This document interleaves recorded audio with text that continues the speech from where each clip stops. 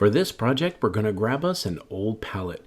We need to cut a section of the pallet out, but we got to be careful we don't cut where there's any nails or screws. For these cuts, we got to use one of our saws. This is a skill saw. It makes good straight cuts. What we need to do is look at the side of the pallet, make sure we measure, we have the same overhang. It's 2 inches, so we're going to mark it on one side.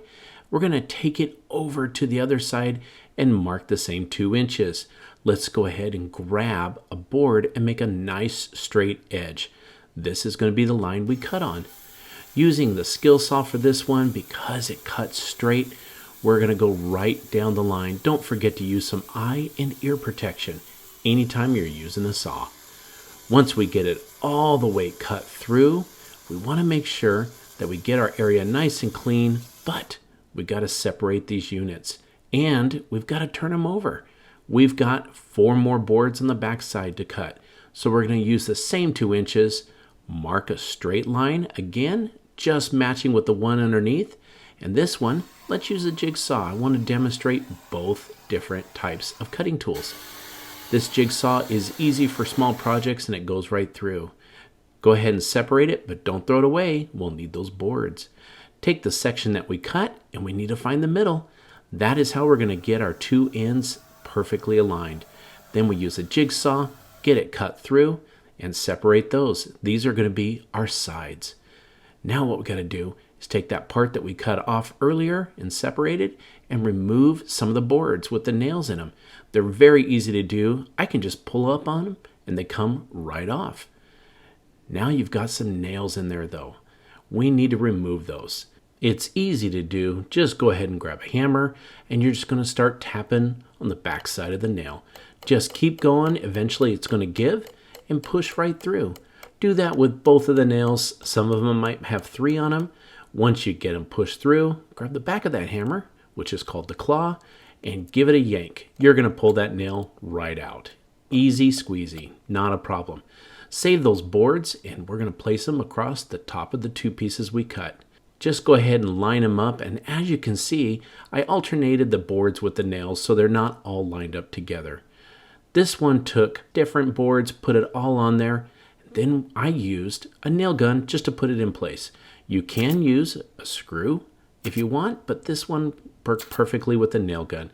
I just lined them all up, get them nice, perfectly straight after putting the first and last board in. And then just use 1.5 inch little nails. Put them right in and it makes a wonderful top for our furniture. This thing is going to be so strong, it doesn't take much to hold it together.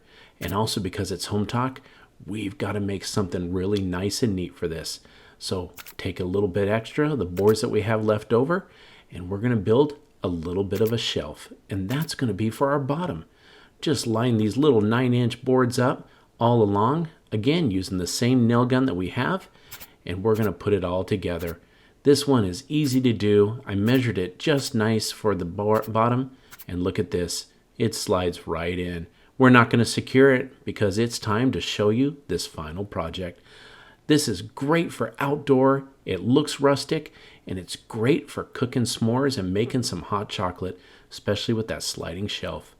I hope you guys enjoyed this project as much as I did making it. I hope this inspired you to build your own pallet or scrap wood furniture.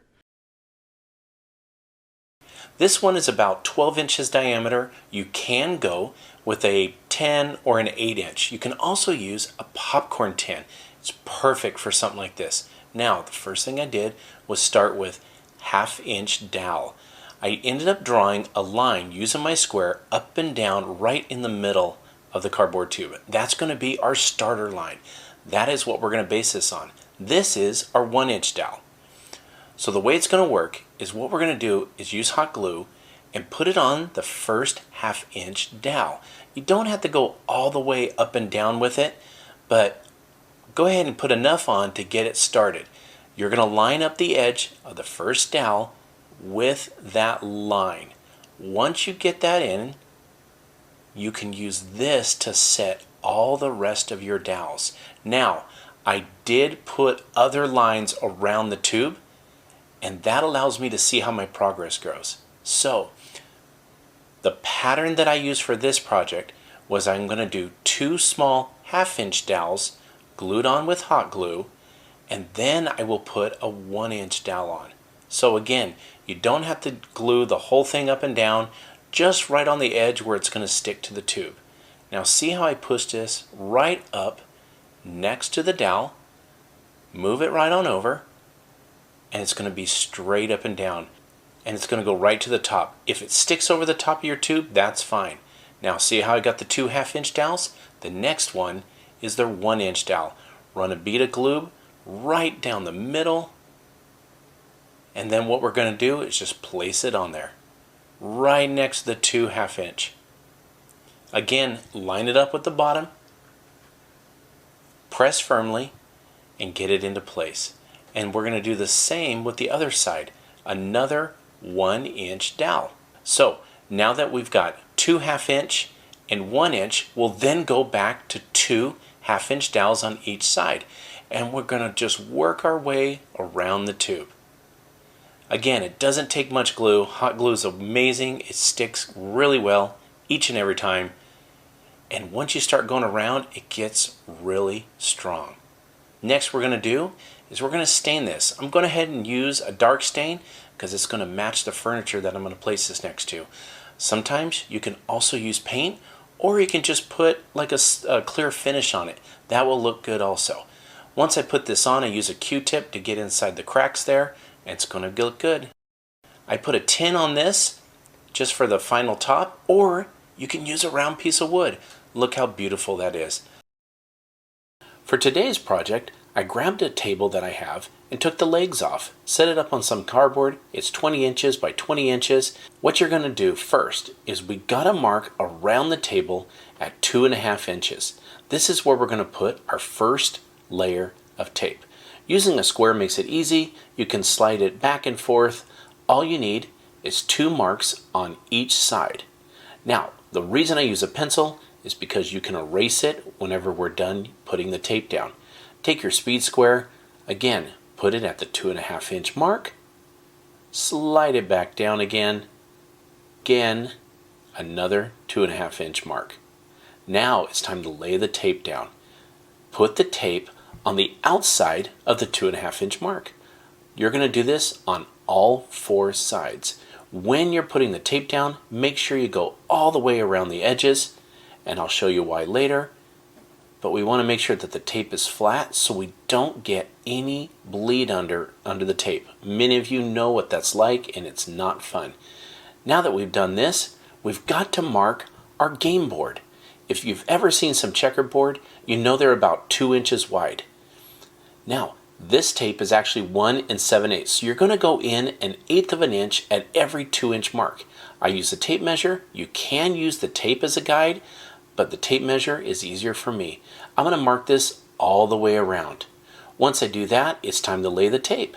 Start on one side, make sure it's flat, make sure it goes flush. You're going to do one side, and then we're going to tape the other. I know what you're thinking. We're putting too many layers on, but that's okay. We need to show this pattern, but we still don't have a true checkerboard. Any place that you have 2 layers of tape right here needs to be cut out with the square. I took a little X-Acto knife and very gently, so I don't scratch the table, cut through the tape. Once you go ahead and cut through it on each side, then what we're going to do is pull the tape up very gently, again, not to scratch the table, and it's going to give you a perfect square. We've got to go around and get every place that has a double layer of tape and remove that square. Once we do, now it's time to paint. I know what you're thinking. It's a checkerboard, we're going to use white paint, but I want to match it to the colors of our house. So I'm going to go with the teal. Every blank spot that you see that has exposed wood, we're going to paint it with the teal color. Now, you might need to do 2 coats, but we're going to put this on. Don't push too hard because we, again, don't want any bleed under.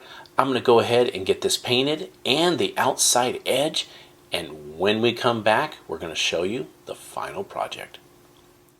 And here it is, the final project. I sprayed it with a little bit of clear coat to protect it, took some little wood cubes and painted them for my checker pieces, put the legs back on, and it looks great. fun activity for the whole family. We're so glad you joined us, and we can't wait to see you again on Home Talk.